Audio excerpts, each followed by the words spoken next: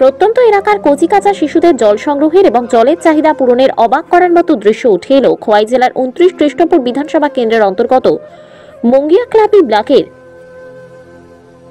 অধীন 18 মোড়া পাহাড়ের পাদদেশের 18 মোড়া এডিসি ভিলেজের 45 মাইল এলাকা থেকে পানীয় জলের জন্য আজও প্রত্যন্ত এলাকার জনজাতি গিরিবাসীদের নিত্যদিনের সংগ্রাম জারি রয়েছে।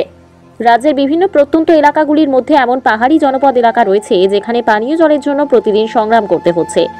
এক প্রান্ত থেকে অন্য প্রান্তে চাতক পাখির মতন হন্যে হয়ে জলের উৎসের খোঁজে বের হতে দেখা যায় পানীয় জলের সংগ্রামীদের। ডান বাম কোনো সরকারের প্রশাসনিক ব্যস্ততায় বিশুদ্ধ পানীয় জলের চাহিদা পূরণ করতে ব্যর্থতা বলা যায় অনেকাংশে। তবে যাই হোক না কেন, জল ব্যতীত জীবন ধারণ অলীক কল্পনা মাত্র। হোক সেই জল পরিশ্রুত কিংবা অপরিশ্রুত, সর্বাগ্রে জল চাই। সব ধরনের জল পানযোগ্য ভেবে বিভিন্ন প্রত্যন্ত এলাকাগুলিতে আজও সংগ্রহ করতে দেখা যায়। এমনই এক দৃশ্য পরিলক্ষিত হলো খোয়াই জেলার 29 কৃষ্ণপুর বিধানসভা কেন্দ্রের অধীন মঙ্গিয়াকামে আডি ব্লকের অধীন 18 মোড়া পাহাড়ের পাদদেশের NH 8 সড়কের 45 মাইল এলাকায়। দেখা গিয়েছে এলাকারই দুই শিশু রাস্তার পাশে জমে থাকা নোংরা আবর্জনা মিশ্রিত জল সংগ্রহ করছে হাঁড়ি দিয়ে ড্রামের মধ্যে।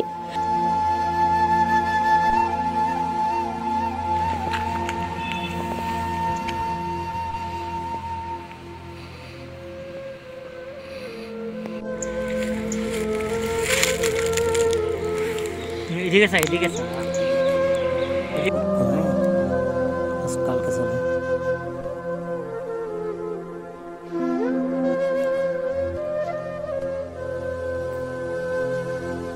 শিশুটি জানায় এই সংগ্রহ করা জল দিয়ে রান্নার কাজ, স্নানের কাজ সহ পানীয় জলের অভাব দূরীকরণে সাহায্য করে। এই বয়স থেকে জলের অভাব অনটন পরিলক্ষিত করে খুদে দুই শিশু পরিবারের জন্য নোংরা আবর্জনা মিশ্রিত রাস্তার পাশে জমে থাকা জলই সংগ্রহ করছে কেবলমাত্র বেঁচে থাকার জন্য জলের প্রয়োজন রয়েছে বলে।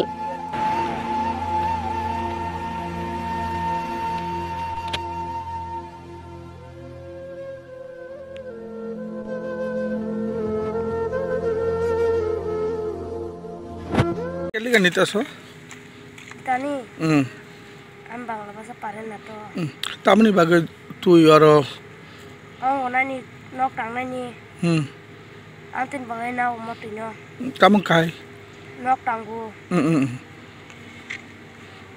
কি করবা ইতানি ঘরে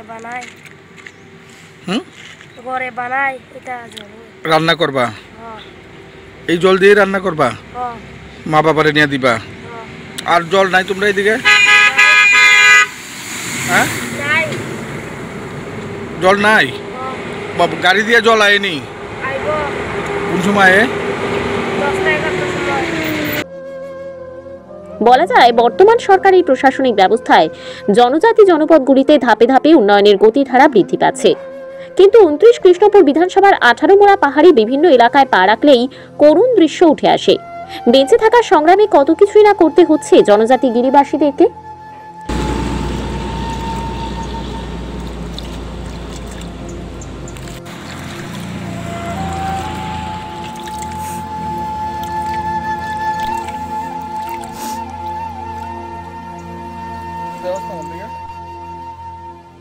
डेली आए नहीं? হ্যাঁ মানে একদিন আইলে 3 দিন আয় না।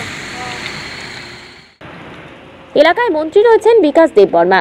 জল সংগ্রহের ওই ঘটনা ওনার এলাকারই। হয়তোবা শীততাপ নিয়ন্ত্রিত কাঁচ বন্ধ করা গাড়ির মচমচ করা সিটে বসে সামনে পেছনে স্কট নিয়ে ফুসফাস করে ছুটান্ত গাড়ি থেকে ওই নোংরা জল সংগ্রহের দৃশ্যটি মন্ত্রীবাবুর চোখে পড়েনি। নজরে পড়লে নিশ্চয়ই কোনো বিহিত ব্যবস্থা গ্রহণ করতেন তিনি। নিজস্ব প্রতিনিধির রিপোর্ট, ত্রিপুরা পাইওনিয়ার।